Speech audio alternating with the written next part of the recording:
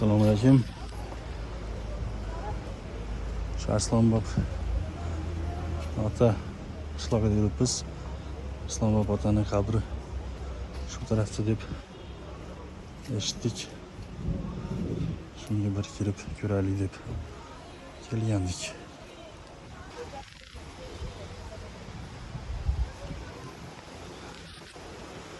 Şu yoqda ekan. Bismillah.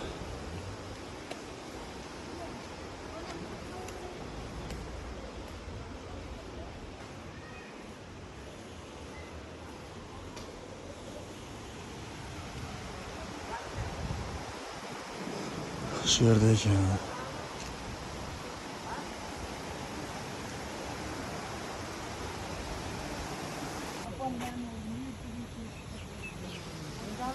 Şöyle ekan.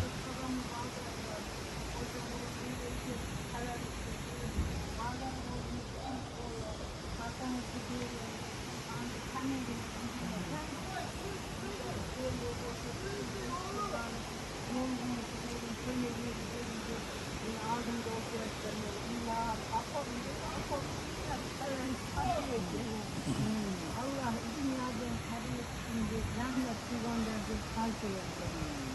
Anda neydi şefaat var.